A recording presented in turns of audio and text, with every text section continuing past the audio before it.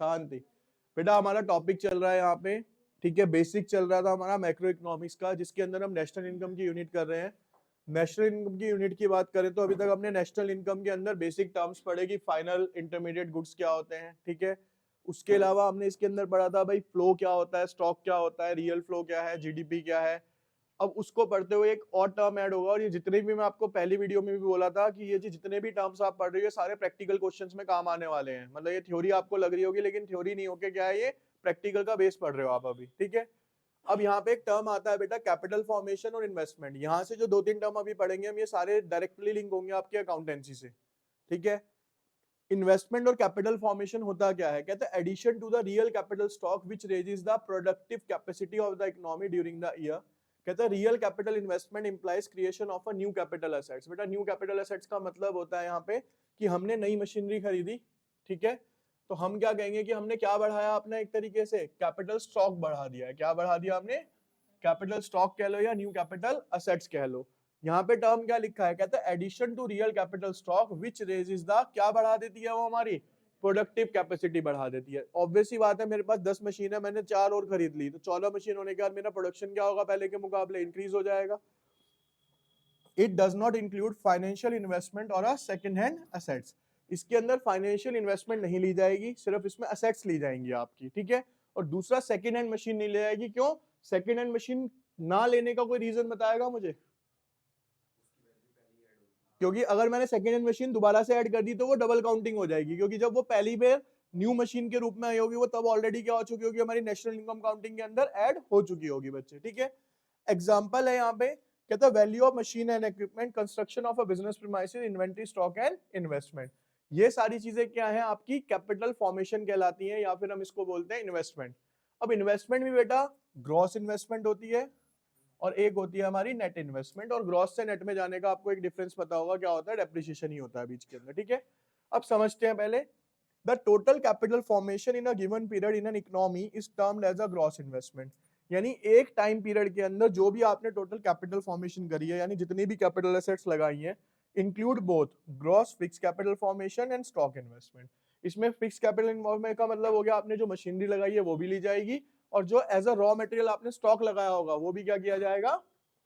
अब इसका अगर मैं कंक्लूजन पॉइंट निकालता हूं, इसका मेन जो पॉइंट समझने वाला है कि इसके अंदर बच्चे हम क्या इंक्लूड करेंगे, कोई भी ऐसी कैपिटल इन्वेस्टमेंट जो कि हमारे प्रोडक्शन को क्या करेगी, इंक्रीज करेगी, भले ही उसके अंदर रॉ मटेरियल आ जाए, भले ही उसके अंदर आपकी मशीनरी आ जाए। It is always inclusive of a depreciation. जब भी ग्रॉस की बात होगी तो इसके अंदर क्या है, डेप्रिसिएशन ऑलरेडी एडेड है। अब जब मैं ग्रॉस में से क्या माइनस कर दूंगा बेटा, यहाँ पे डेप्रिसिएशन, तो ये किस में कन्वर्ट हो जाएगा मेरा, एक तरीके से नेट में कन्वर्ट हो जाता है। ग्रॉस में से डेप्रिसिएशन माइनस कर दो तो क्या आ जाएगा बेटा, हमारा यहाँ पे नेट आ जाता है, ठीक है।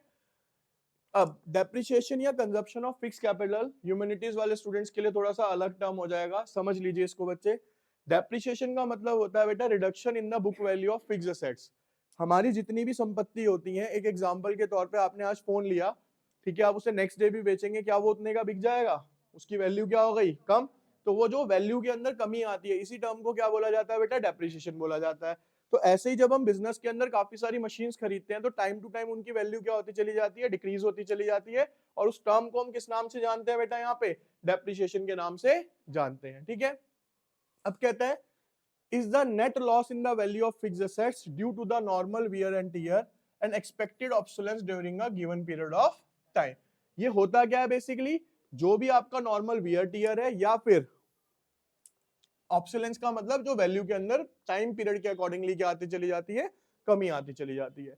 कॉजेस क्या होते हैं बेटा इसके, wear and tier, expected obsolescence. देखो वियर एंड टियर तो क्या है, मैंने कोई गाड़ी ली, फोन लिया, उस पर स्क्रैच आ गए, तो ऑब्वियस सी बात है उसकी वैल्यू क्या होगी, ज्यादा डाउन हो जाएगी।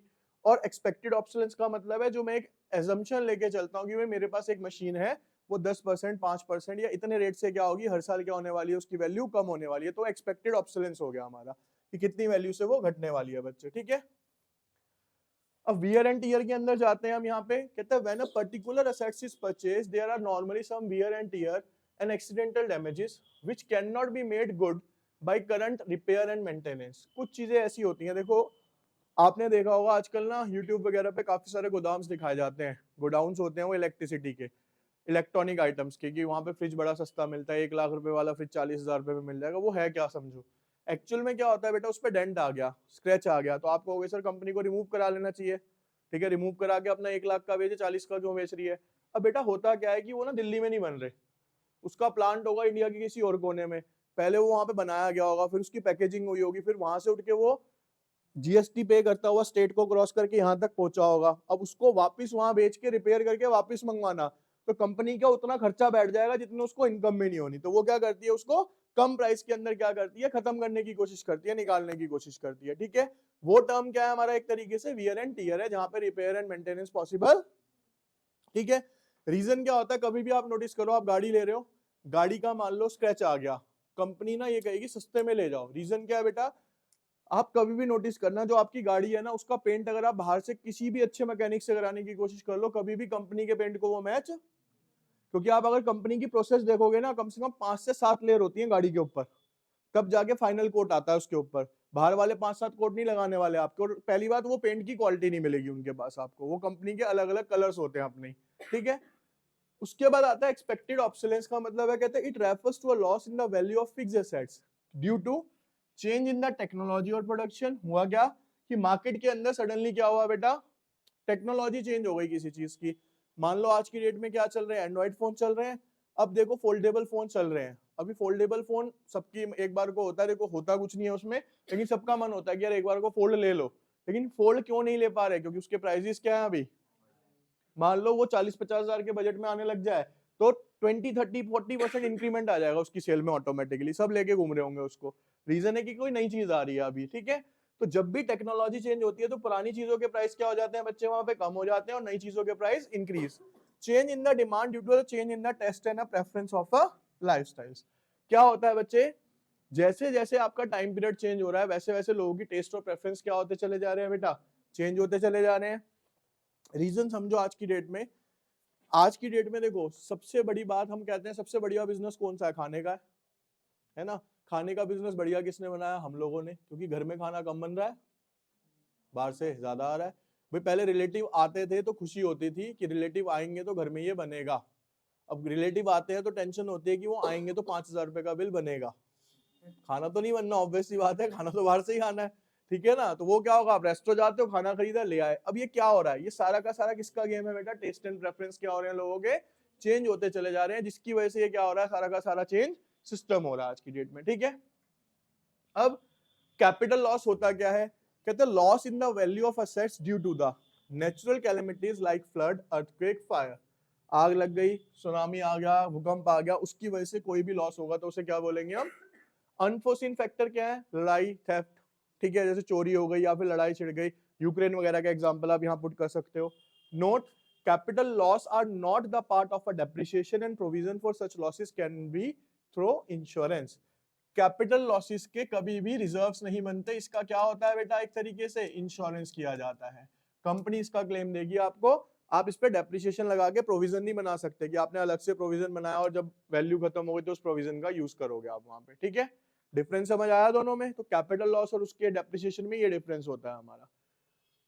अब डिफरेंस पढ़ ही लेते हैं, यहाँ पे आ गया, डेप्रिसिएशन मतलब loss in the value of assets due to the normal wear and tear used for several times. Capital loss कब होता है, मैं किसी चीज को बार बार यूज करता चला जा रहा हूँ, वो मशीनरी ही क्या हो गई, बिल्कुल खत्म हो गई, समझना, एक नई मशीन है, उस पर आप हर साल 10-10 हजार रुपए का डेप्रिसिएशन लगा रहे हो, 1 लाख की मशीन थी, 10,000 का डेप्रिसिएशन आप पर ईयर लगा रहे हो, तो बेटा आने वाले 10 सालों में उसकी वैल्यू क्या होगी, खत्म होगी।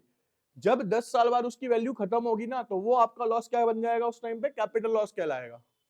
क्यों, क्योंकि अब उसकी वैल्यू क्या हो गई, बिल्कुल जीरो हो गई, अब आप उसको कुछ चेंज नहीं कर पाओगे। It is expected loss in the value of assets. Depreciation क्या है, एक एक्सपेक्टेशन है कि हाँ भाई हमारी गाड़ी की वैल्यू या किसी भी चीज की वैल्यू इतने परसेंटेज से हर साल या हर पर ईयर इतना क्या आ रहा है, चेंज आ रहा है। प्रमोट प्रोडक्शन कैपेसिटी, ये कब होता है कैपिटल लॉस, जितना ज्यादा आप यूज करोगे। देखो एक एग्जांपल, भाई आपने एक गाड़ी ली, आप कहते हो जी गाड़ी की लाइफ होती है 15 साल दिल्ली की गवर्नमेंट के हिसाब से, आप कहते हो उस पर हर साल 10,000 रुपए का या 1 लाख रुपए का हमारा डेप्रिसिएशन लगना है, तो आपके हिसाब से मान लो 15 लाख की गाड़ी है तो वो 15 साल चलेगी। लेकिन बेटा अब यहाँ पे जो टर्म आया प्रमोट प्रोडक्शन कैपेसिटी, मैंने उस गाड़ी को क्या करा, 3 साल में ही 1.5 लाख किलोमीटर चला दिया, तो क्या वो 15 साल तक चल पाएगी, एवरेज ही मतलब खत्म ही हो जाएगी, अपने आप ही खत्म हो जाएगी। तो उस कंडीशन में जब आप प्रोडक्शन कैपेसिटी बहुत ज्यादा ले लेते हो उससे, तो उसकी वैल्यू क्या होती है, वो जो लॉस होगा वहां पे वो क्या होगा आपका, डेप्रिसिएशन नहीं होगा, वो क्या बन जाएगा आपका, एक तरीके से कैपिटल लॉस हो जाएगा। क्या हो जाएगा वहां पे? फिर आता है generally provision is made for this expected fall in the value of assets.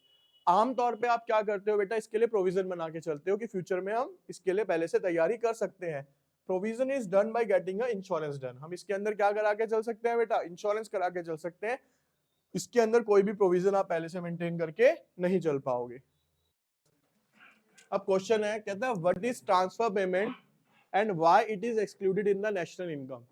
कहता है ट्रांसफर पेमेंट्स किसे कहा जाता है और वो क्यों नेशनल इनकम के अंदर नहीं ली जाती। मैं फिर कह रहा हूं बच्चे, ये न्यूमेरिकल करते टाइम बहुत याद रखनी पड़ेंगी चीजें, इन पे फोकस करो अभी आप। ट्रांसफर इनकम को नेशनल इनकम काउंट करते टाइम क्यों नहीं लिया जाता।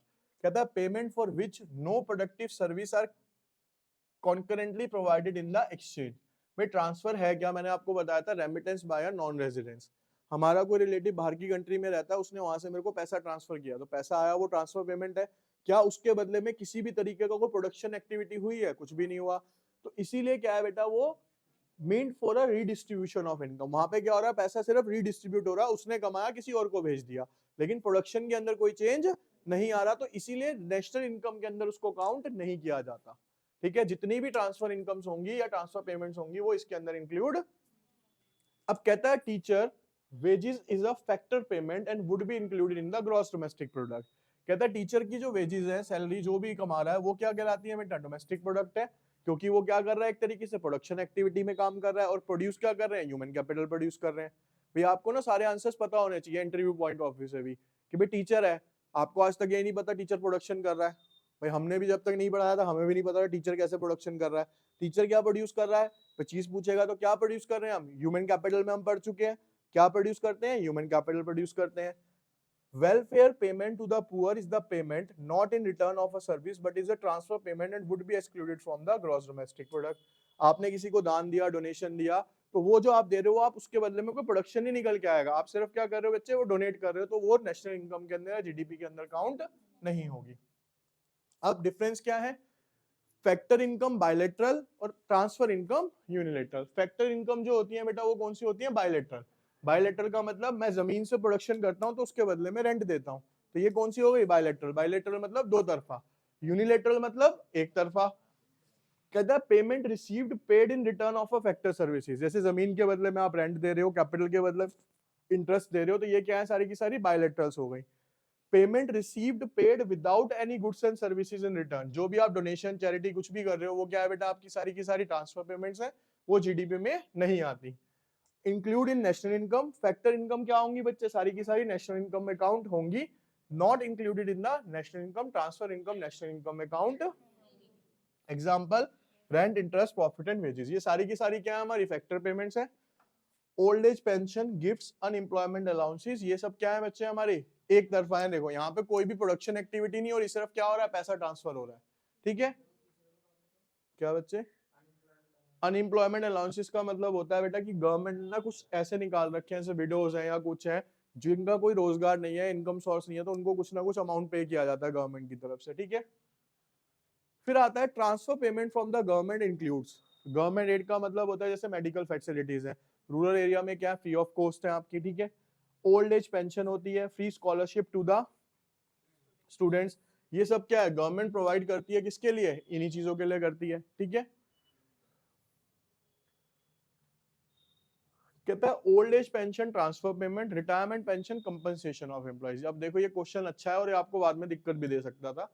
दोनों ही पेंशन है, एक ओल्ड एज है, एक रिटायरमेंट है, लेकिन ओल्ड एज जो है वो इंक्लूड नहीं होगी, लेकिन जो रिटायरमेंट वाली है वो इंक्लूड। क्यों, क्योंकि वो किसको दी जा रही है, एम्प्लॉय को, और एम्प्लॉय क्या कर रहा है बच्चे, एक तरीके से प्रोडक्शन एक्टिविटी में काम कर रहा है। ओल्ड एज पेंशन क्या है आपकी, वृद्धावस्था पेंशन, आप उसमें किसी भी तरीके की प्रोडक्शन एक्टिविटी में कोई रोल प्ले। ठीक है, तो ये बेसिक से डिफरेंस याद रखने हैं आपको। अब यहां पे समझ लो, ये टर्म ना बेटा, इसके ऊपर बेसिक क्वेश्चंस बहुत बनते हैं 3 मार्क्स के, जो भी पढ़ने जा रहे हैं हम। इकोनॉमिक टेरिटरी और डोमेस्टिक टेरिटरी, इसका डिफरेंस समझना ही बड़ा कॉम्प्लिकेटेड सा हो जाता है कई बार सबके लिए, तो जरा ध्यान से सुनना। कहता है इकोनॉमिक टेरिटरी और डोमेस्टिक टेरिटरी है क्या, कहते हैं geographical territory administered by the government with in which person goods and capital circulate freely and includes. ठीक है, देखो ये सारे के सारे मान लो एयर है, वाटर है, ये सारे के सारे वो एरिया जो कि हमारी गवर्नमेंट के अंडर आते हैं, हम कहेंगे कि वो हमारी कौन सी टेरिटरी है, डोमेस्टिक टेरिटरी है, इसको हिंदी में बोला जाता है घरेलू सीमा। ठीक है, जिसके अंदर हम हैं, उसके अंदर हम क्या कर सकते हैं, अपने गुड्स को फ्रीली मूव कर सकते हैं, पर्सन आ जा सकता है, कोई आपका वीजा नहीं लगेगा, कोई आपका पासपोर्ट नहीं लगेगा, आप फ्रीली क्या कर सकते हो, एक जगह से दूसरी जगह क्या कर सकते हो, चीजों को और इंसानों को मूव करा सकते हो। One exception where goods can not be move freely is embassies. अब ये यहाँ पे समझ लेना, इस पे बहुत सारे क्वेश्चंस मिलेंगे आपको। एम्बेसी होती क्या है ये समझते हैं बेटा पहले। हर कंट्री के अंदर, वर्डिंग सुनना मेरी, हर कंट्री के अंदर हर कंट्री की एम्बेसी होती है। ठीक है, दिल्ली के अंदर अगर आप जाओगे तो एक एम्बेसी एरिया है पूरा हमारे यहाँ पे, वहां जाओगे तो आपको जिसका मन है फॉरेन कंट्री जाने का और बजट नहीं है, आप एम्बेसी एरिया घुमाओ, इक्विवेलेंट टू वही है वो। ठीक है, जब आप एम्बेसी एरिया में जाओगे तो आप देखोगे पूरे रो के अंदर जितनी भी कंट्रीज है नॉर्मली अच्छी अच्छी, रशिया हो गया, अमेरिका हो गया, यूएस, चाइना, सबकी आपको एम्बेसीज मिलेंगी लाइन से। वहां पे एम्बेसी है क्या भाई, अगर मेरे को मान लो अमेरिका में कुछ काम है तो डायरेक्टली तो मैं वहां पे नहीं जा सकता ना, मैं पहले कहाँ जाऊंगा, अमेरिकन एम्बेसी में जाऊंगा, वो अपने अमेरिका में बात करेगा और हमारा काम कराएगा। ऐसे अमेरिका में भी क्या होगी, इंडियन एम्बेसी, चाइना में भी क्या होगी, इंडियन एम्बेसी, रशिया में भी क्या होगी, एक इंडियन एम्बेसी होगी। समझ आ रही है ये चीज। तो हर देश में हर देश की क्या होती है, एम्बेसीज होती हैं। अब कहता है US embassy in India is a part of economic territory of US. ये हमेशा ध्यान रखना, समझना बच्चे। यहाँ पे यूएस की एम्बेसी है, कहां पे है वो, इंडिया में। अब हमें पहचान कैसे करनी है कि वो इंडिया की कहलाएगी या यूएस की। भाई इस यूएस एम्बेसी के अंदर जो एम्प्लॉय काम करेगा, ध्यान से सुनना वर्डिंग, यहाँ पे एम्प्लॉय काम करेंगे ही ना, ऑब्वियस सी बात है।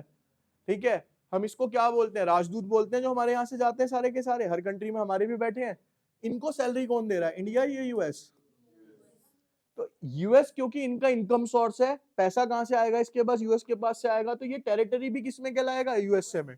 भले ही इंडिया में खुली हुई है, तो हमें ये नहीं देखना कि कौन सी लैंड पे है ये, हमें ये देखना है कि इनका इनकम ऑफ सोर्स कहां से आने वाला है। इनकम ऑफ सोर्स कहां से मिल रहा है इनको, यूएस से मिल रहा है, हम नहीं देंगे इनको।